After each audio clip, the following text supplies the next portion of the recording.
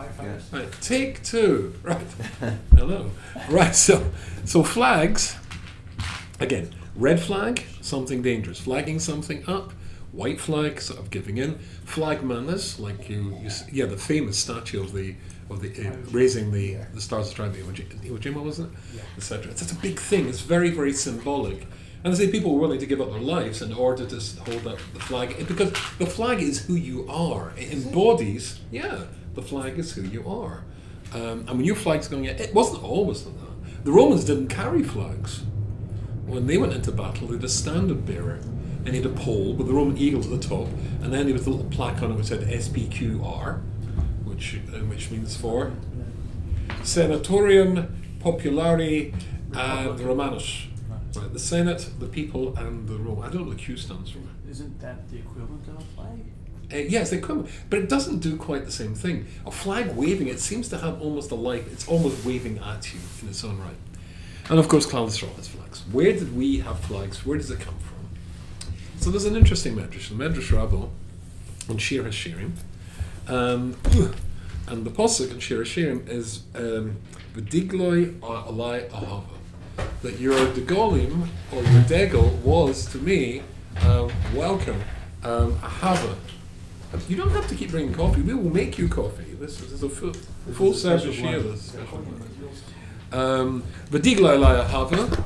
That your flags were for me as a semen of love. The Medrash says the following thing. Omer Yeshua, V'sichlin V'shem Reb Levi, Omer Knesset Yisrael, Hevena Kadosh Baruch Hu L'matriv Godel Shal Yain. Hashem took us to an incredible party, I suppose you would say. V'shomer Isi Michol Digloi, and when we came to this party, the party was at Har Sinai. So it's flowery, like all Midrashim, flowery euphemisms for various things. The Jewish people stand at Mount Sinai, they're about to get the Torah. V'shomer Isi Michoel V'digloi, and there I saw Michoel, the angel Michoel, V'digloi, and his flag.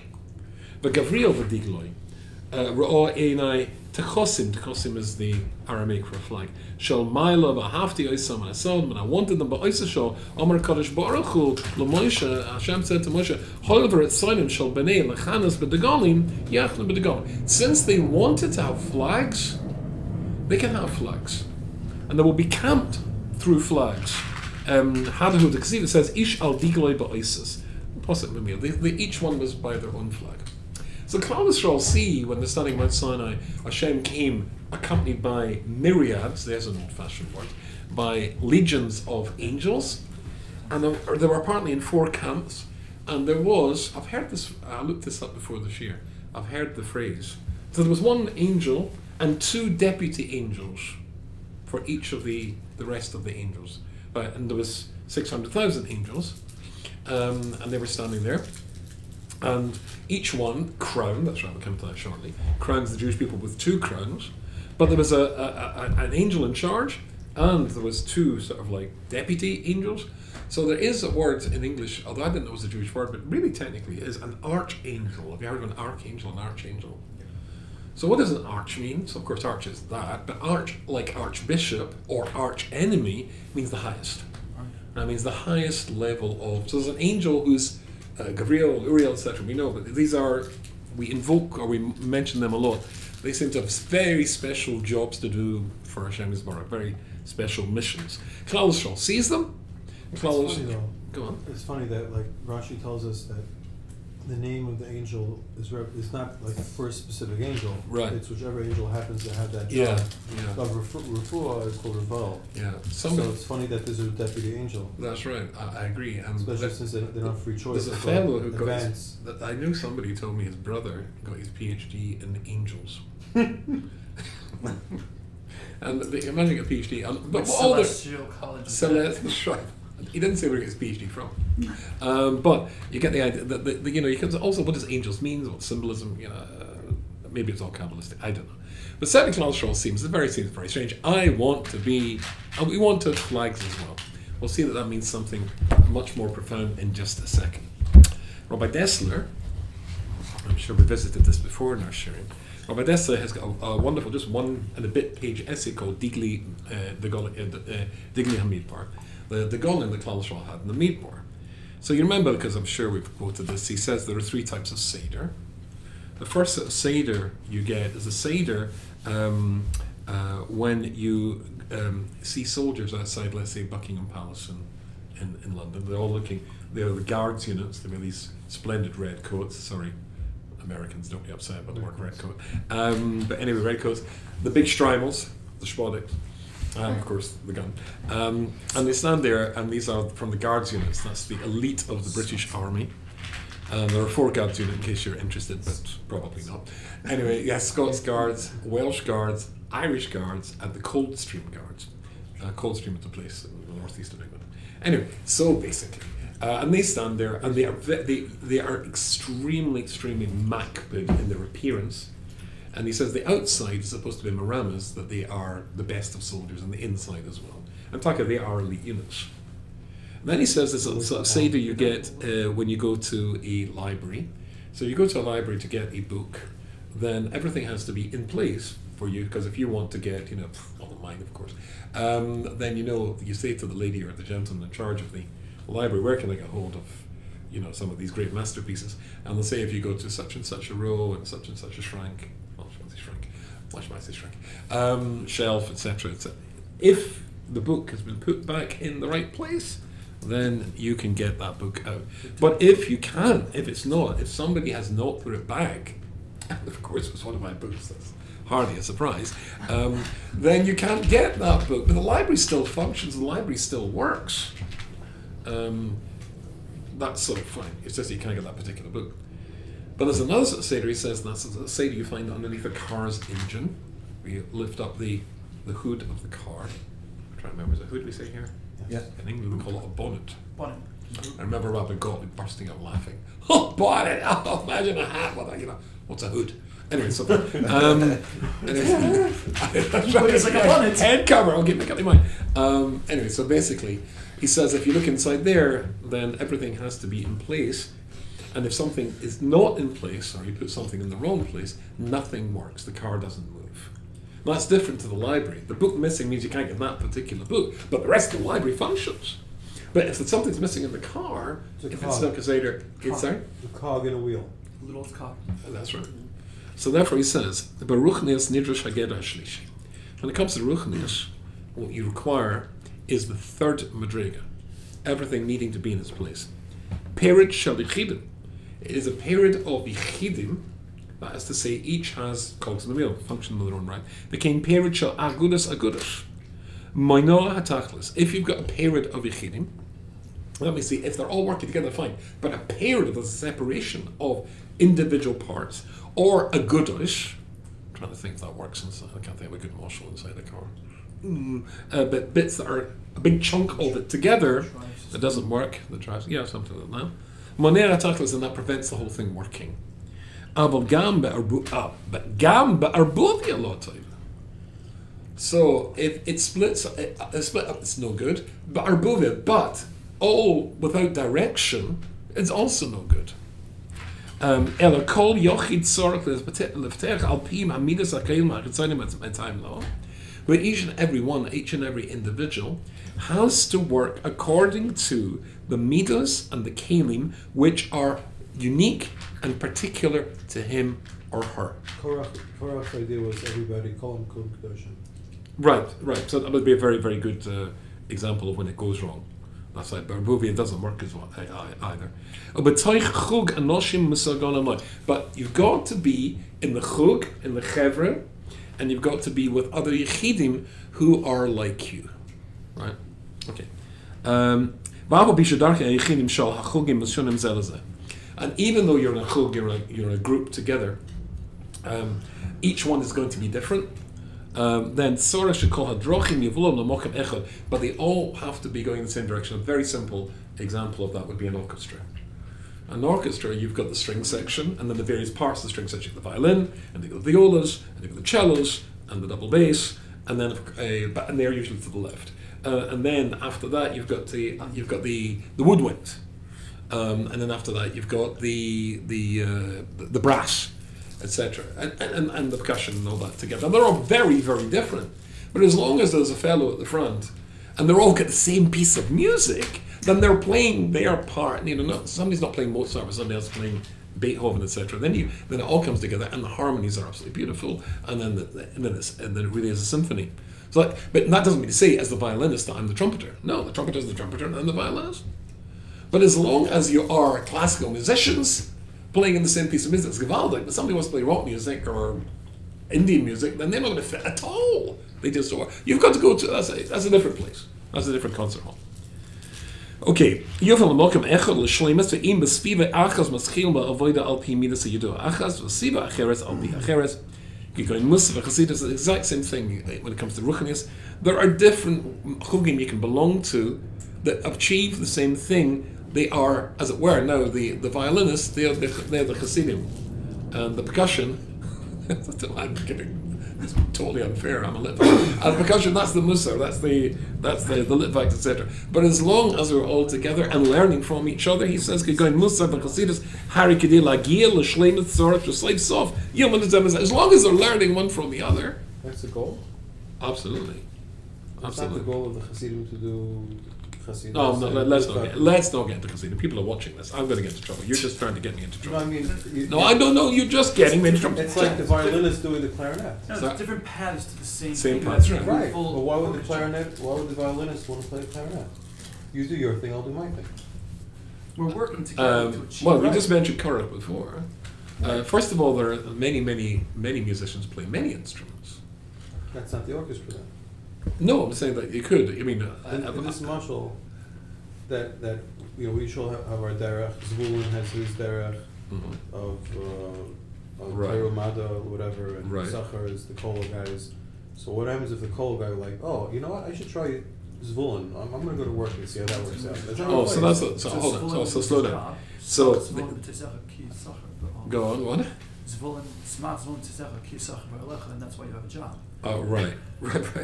Yeah, right. So the idea is basically like this: that of course the brochas and what's on the flags of Klal Yisrael and each of the shotim was according to the brocha that Yaakov Avinu gave them. And remember, when Yosef thinks that Yaakov's getting it wrong in giving his two sons the inappropriate brocha, he says, "I know what I'm doing. But this is his brocha." That means to say you might have ambition elsewhere, but if your talents lie in a particular direction, those who come to the Shabbos Shir were nearly at that in the Chovos Levavos. He says, suppose you're not doing particularly well in your Parnosa. This is in the third, I think, the third pair. You're not doing very well in your Parnosa. So you think, I might change. I'll go and retrain. I'll become a lawyer. Something. No, don't do it. Okay. Something like that. He says, this is a mistake. Your fundamental gifts are in that particular direction. And it's a big shadow whether you should change and retrain, because maybe if you go into something which is not your natural gift, then it's going to be out of the frying pan into the fire. But certainly, as you say, that maybe the mush was not so, or maybe I didn't say it over so well. But the point is, you've got to figure what you are best at, and each of Klal Yisrael has a unique, or each of the shotim has a unique approach which passes down to the general, and that's where you belong. And don't try and mix this up. Again, Tachlis Abriya Yusuf al Sirif al Gada Kola Pratim B'Darasem misses out. He says that natural fact, the same model works for the whole of the world. Everything has to, the inanimate, the animate, etc., all has to function together. That was it on Dinah Medigla Midbar. We'll understand from the flags and the Midbar. Shahayachoinin Ish al Digloin. Each one had to come by their flag. That's to say that Reuven was recognized specifically as Shevet Reuven. Don't come over here if you're Yehuda. Right? You got different titles. That they knew how to fit themselves in to where they belonged according to the Koichas. We're talking Koichas and Ruchnias here. So he doesn't go around B'dikduk and their Sviva. Exactly that's what they fitted. Not to say that they're all just clones one of the other. Now is the orchestra. Right? So that's the orchestra of Reuven. There'll be an orchestra of Yehuda. The music might be different style of music, and all together one huge orchestra. Behind a Cheshvan Meduk the So, and he says that's what it says in the Medrash. Yehuda is Muluch, is for Muluch Malchus. Yisachar is Torah. Zvulun Ashivas, and Reuven B'Tshuva began Gevura, and Reuven is Tshuva and Gevura, and Shimon be'emsa l'kaper love, and Shimon, etc., etc. So now, each and every single one of us has particular koichas, and the koiches are expressed by where we belong, and by the flag that tells us that, and that's really where you should stay. It's a mistake to try and fit in where your natural tithe. For example, I'm teaching this, ask me just now when I come and teach on skill tomorrow, what do I want to teach? The Cedra, fine. I can do that. Come and teach math, it's a disaster. Right? It's always been a disaster. I have no natural talent for that. No natural talent for that. So one of the purposes of the Dagonim is simply to let you know exactly where you should be, and to let you know you should stay in that particular place. Yeah. Wasn't that one of the things that Paro made them do? Paro made the Jews do each other's jobs. Yeah. Debilitating, humiliating. That's right. Well, he made the women do the men's jobs for starters, very large, you know, which is heartbreaking, and to watch them schlepping big stones, and you've got to knit, you know, and wash dishes, and now I'm really in trouble. Anyway, sorry for the ladies watching this. It's the fellow, but you can't see him just as well. Anyway, so the beginning of Bamidbar, we're going to look at some Alshich now. And for the first time in our share, I'm going to make you actually do an Alshich. Now, doing an Alshich is what I mean by that is one of the great things of the Alshich is that he is. I mean, when I started learning Alshich when I was about a little bit older than you, you really know you're getting to Madriga if you can spot his questions. His questions are brilliant, let alone his answers. At the beginning of Bamidbar, it says, Yirab Hashem al Moshe Bamidbar Sina be'oil mayed be'echad l'chodesh Hasheni b'shana Hashenis l'tzeis emeretz Yisrael limor. So the Jewish people, Moshe speaks to them in the Midbar Sinai, be'oil mayed, and the oil mayed be'echad l'chodesh Hasheni and b'shana Hashenis, in the first of the second month in the second year of after the Exodus, to say the following thing. Now, just to remind you how this works, when I teach this in the seminary that I teach in, and even in yeshivas, it sounds as though I'm making a joke or being flippant, and I'm not really. But when you're looking at the Chumash, you've got to say to yourself two things. One, God's good at Hebrew. Two, he doesn't make mistakes. Okay? So that means to say when he dictated this book to Moshe Rabbeinu, there are no mistakes there. So in this course, this is really what provokes all of Rashi and all the Mefarshim to ask questions. In fact, somebody wrote a book called What's Bothering Rashi? What provokes him to ask his questions? And there's something seems to be wrong with the text. Now, the Alshich, more than anybody that I know, is very, very makbid on analysing this. Let's look at the next pasuk and then see if you can spot a couple of questions. Su'es rosh kol adas b'nei Yisrael. Su'es rosh, lift up the head. Could be a translation. Number is the normal translation. Count, which is why we call the book Numbers. Oh, sorry, non-Jewish people call it Numbers, and we call it Bamidbar. Because so count the Rosh Kol Adas B'nei Yisrael. Let me shpkaisam according to the families, the base of voicem according to their father's house. Let me sparshemas bekol zachar legovelas. According to each male, according to their skulls. Don't know if we'll get a chance to get to the skulls tonight, but okay. So another nice thing, just to let you know, that the Alshich often when he asks a question, I never actually got to meet him, obviously, but it's pretty obvious that he had as they say in England, a wicked sense of humour. Right, he had a really good sense of humour, and very often he asks the question. He says, who doesn't know that? As the Americans put it, duh. Okay, see if you can spot a duh here. Okay, I'll read it again. V'yidam Hashem al Moshe b'midbar Sinai ba'oil moed. Hashem speaks to Moshe b'midbar Sinai ba'oil moed.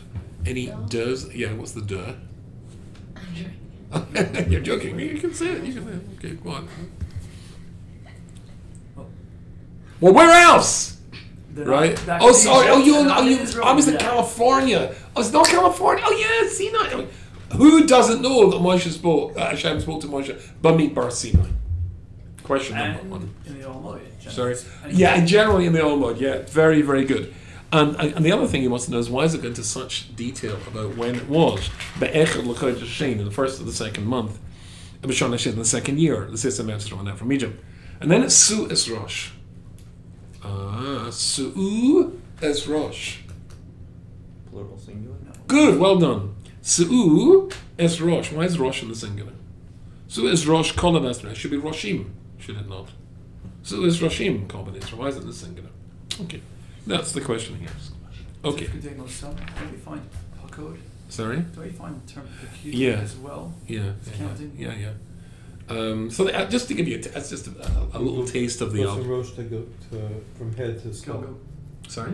It goes from head to skull. Yeah, and then it goes to skull. I don't think we're going to get to skulls tonight, which is a shame. Then what's the Two-headed it's a short- person. Each one is important by himself. Sorry? So it's sort of each one is important by himself. Oh, so let's see if we can fit this all together. Good. So we've done a couple of the questions. Let's see if we can get to some of the answers. So let me tell you what it says here. Divrei Maskil. Peaceful. Where is it? Lost the place. Gosh, I have lost my place. So there's two things. First of all, he says he wants to establish two ideas. That the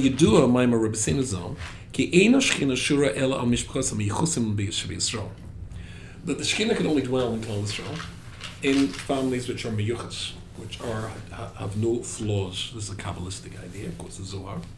In order to teach you that they are right to have the Shekhinah dwelling amongst them, and then it says, two things. Achdus, and they have to have achdus like Malachi and Merkava, and based Baharis psul bezarim, and there's no psul in their lineage. There's no flaw in their lineage. Hikulam roshi echot hema. That's why it says called Rosh Kol Adas Bnei Yisrael. It's called Rosh. Hikulam Rosh echot hema kol adosim.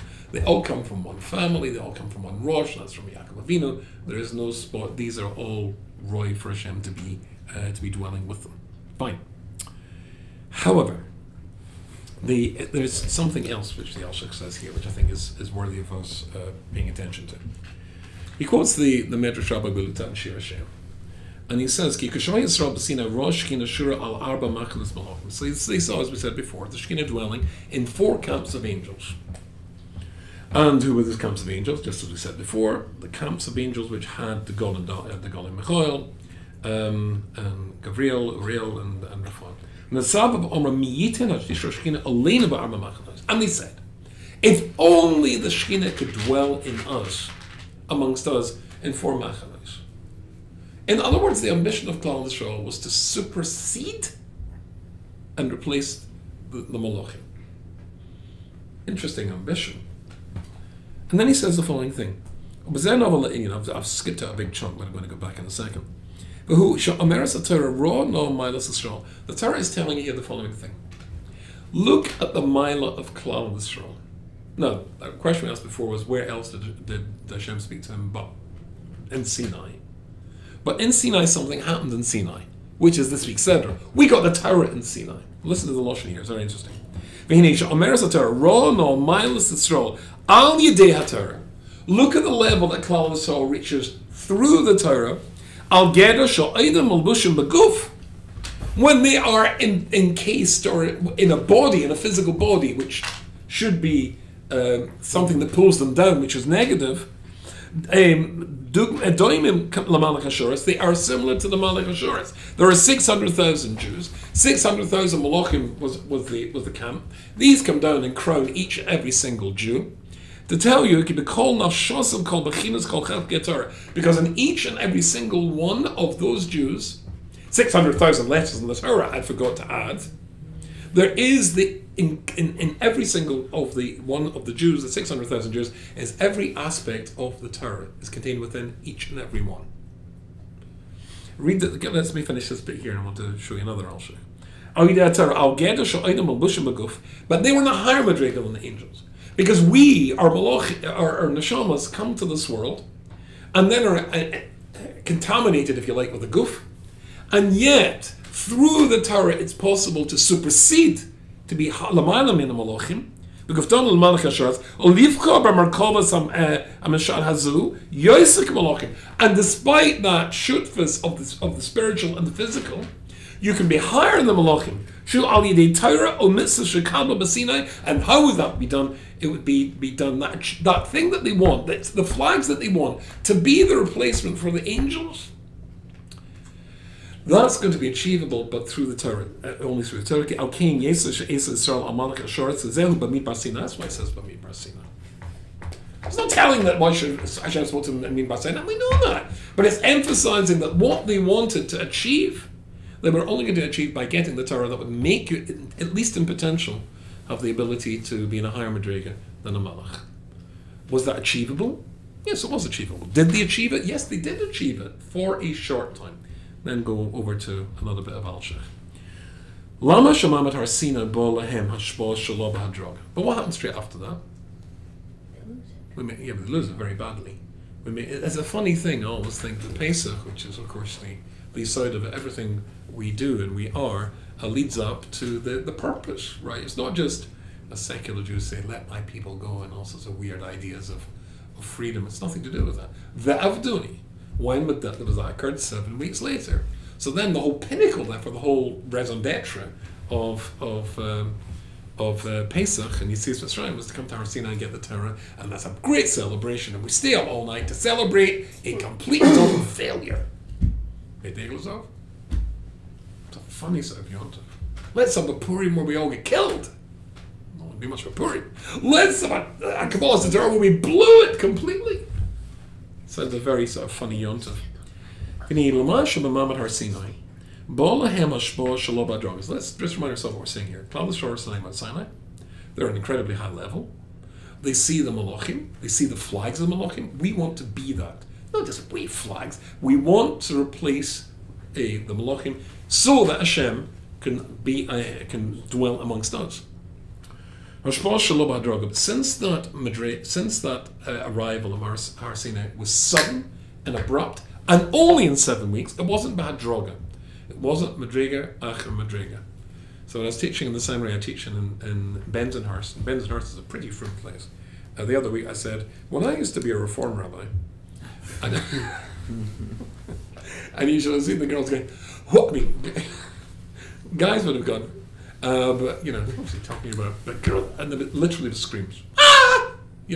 One girl went, ah! And he was, well, I said, yes, when I used to be involved in Kiruv Rechokim, then very, very often my job as a rabbi was telling people, don't do that.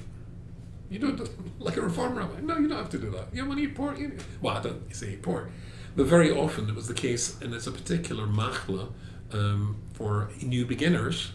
We see it with our, forget Balishu for a moment, when we get teenage boys, you're not quite there yet, but when you get teenage boys, when a boy comes back from his first man in yeshiva,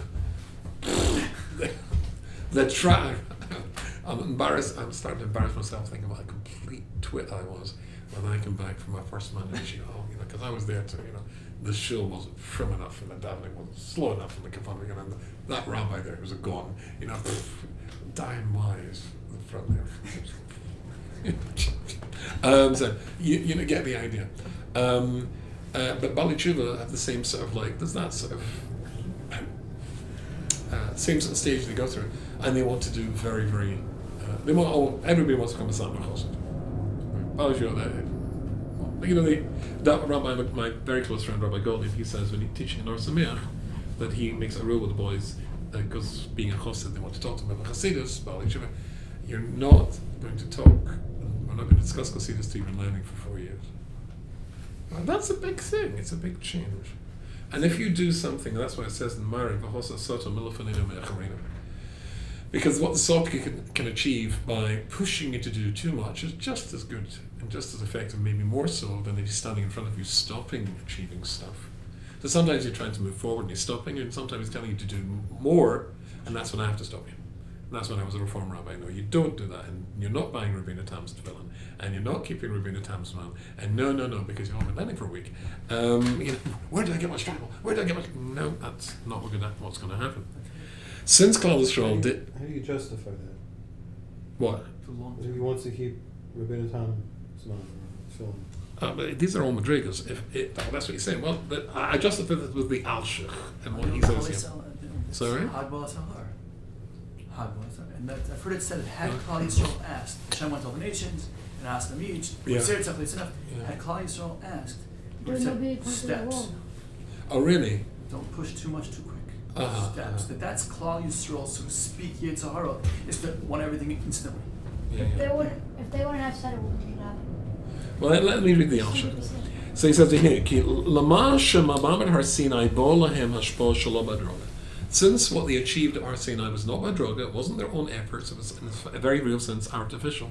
Shal kein lo yochel lispoil ki shrosa alehem shchina, v'ruach nevuah b'kayitz, and therefore they were not to be able to physically bear suddenly getting to that level. B'kayitz, boom, poof. What you call am roim esakayos. Ad shepirchan ashlas magufa. They saw sounds. That obviously means they've reached a high level of Nevi'us. Nevi'us doesn't. They don't. It's you're not understanding things, not perceiving things in the physical way. They see sounds.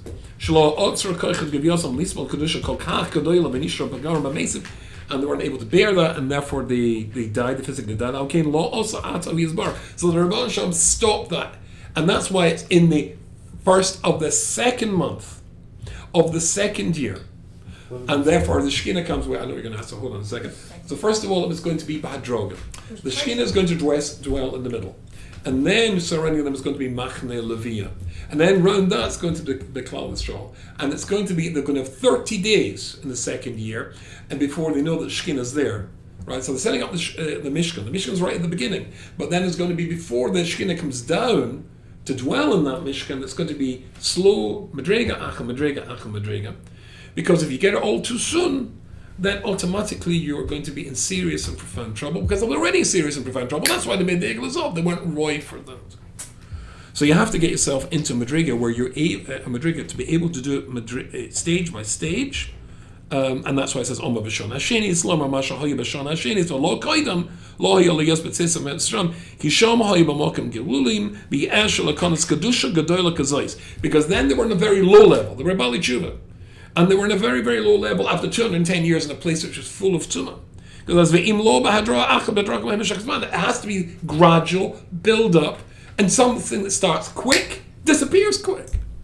In fact, this new organization I've set up in order to help Bali Tshuva, called the Ner Tamid Initiative, the guy I'm working with, who himself is a recent arrival in the frum world, tells me that in today's Bali Tshuva world, whatever there is left of it, I mean, it's not. There was a time when it was huge. Now it's shrunk. But now what's left? Very common for boys to be going to, good Bali Tshuva yeshiva like Or Sameach, he says, and coming back and after just a few months giving up. Now that never used to happen. But if you take it on too quick, something's taken on quickly, and you've not really worked at it, you tend to give up as well. Not now, like Matan Torah, which was 50 days and boom, and then it's the Egel Azov. So here, and I've told you this before, but I can't resist because it's so beautiful.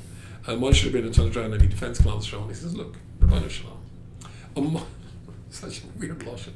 Moshe l'chol l'mahat avadoyna." So this is also the Gemara in Brochus when all the arguments Moshe Rabbeinu firing arguments at Hashem Yisbarach, which is obviously needs an explanation, as Hashem already knew what the answers and the questions were. Anyway, but and one of them is, he says, I'll give you a moshel. And there was a father who had an incredibly handsome son, and he decided to set him up in business. So he decided to set him up in business with a shuk, and a shuk full of immoral young ladies in some non-Jewish place, and it was a perfume show. So guess what? The scent of the perfume coming out played its part. The immoral young ladies came in, played their part. Youth played its part. And guess what? He married out the polite version. He married out. Fine. Okay. That's the moshel. The nimshel. Now let me just give you the nimshel. As if the Rosh means what. Okay. It says the handsome young son, that was Klal Yisrael. The shuk full of Zionists, that was Mitzrayim. It was a place miyuchad in Zimah. And whose fault is it that the son ended up married in the church, as it were? The father. You're the father, Rabbeinu Shalom. You're the father. Very good. Now, of course, the Rosh knows this argument, but it's certainly but it's a message to us, and the message was too soon. It is too soon. So now, to remedy that, the Rosh was going to do it slowly. It's going to be in the second year, and once the Shekhinah is there, it's going to be 30 days after that. Then, so the Mishkan's there, 30 days after the Shekhinah is going to be there, so they get used to it, and they're not going to be overwhelmed by it, and this time it will stick. Now, the obvious question is, if that's the only message, that seems to be a rather dramatic thing. making an Egazov just to get that point across that, you should go Madriga, Acha, Madriga. But there's something else which is important. The Gemara says, and we talked about that only just a few months ago, the Gemara says, and I can't remember where, that the Rebbeinu Shalom doesn't even let the cattle of tzaddikim accidentally graze in other people's fields, because that's the Shaila of Geneva. So, in that case, so if he controls, he, as it were, makes circumstances come about that stops the cattle grazing. Why did he make circumstances come about that stop Klal from making the Eglazov or David HaMelech with Bathsheba? And how come Avram had to put muzzles? Sorry? How come Avram did muzzles? Oh, yes. Well, yeah, why didn't they muzzle? Yeah, why would you have to do that? That's a good question. Why did Avram have to do muzzle? Well, you've got to do your Ishtadlus. But certainly the question, forget that for a second. Why didn't Hashem Yisborach stop Klal Yisrael making the Elazov? And you could do it very easily. When we talked about this before, I don't think you read that share. Jews, you probably don't know this, because in our shul there's never any problems.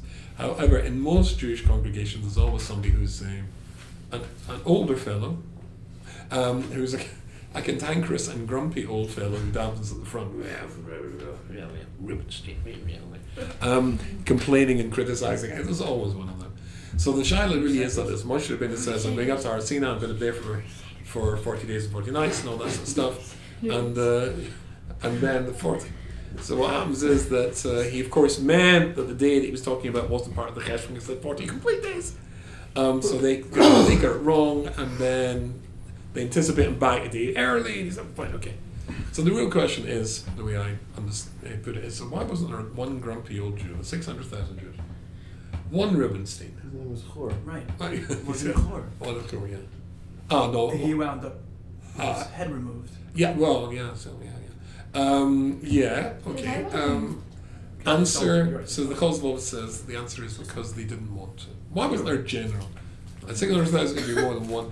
Why isn't a bunch of grumpy old Jews like, yeah, oh, stupid! You didn't mean that day to be part of the Cheshvan. It's not you crazy.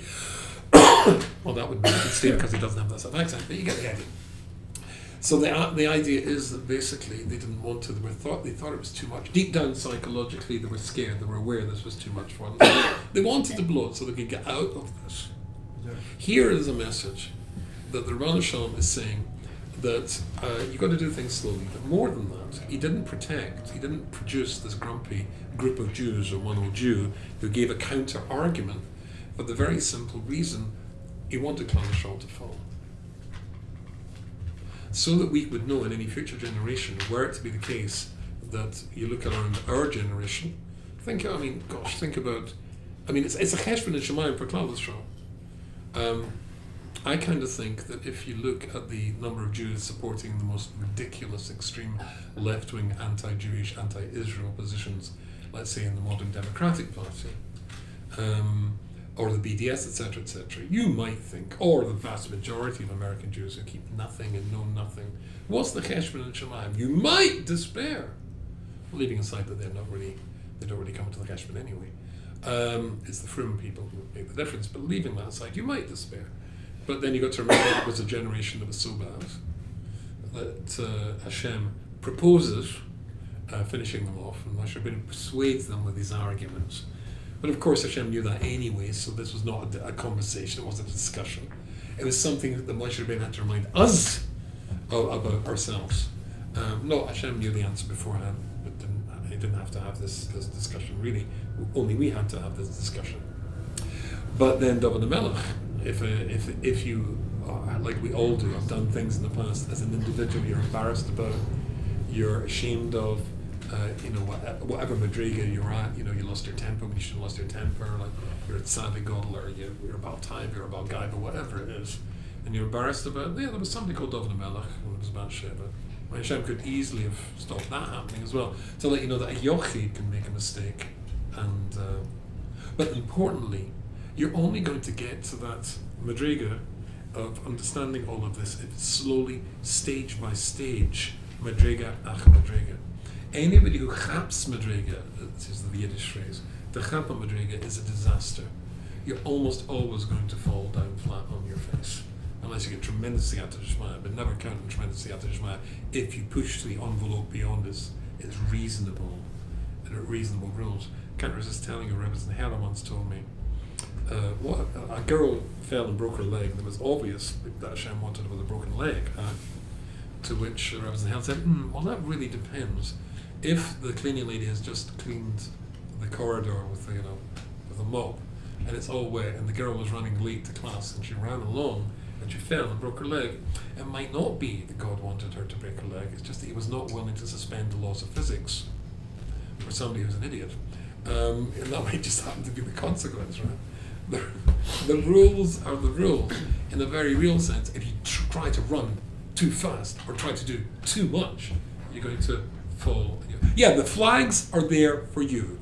And that tells you that's where you should be moving towards. But watch how you get there. If you try to get there too quickly, you'll fall and hurt yourself.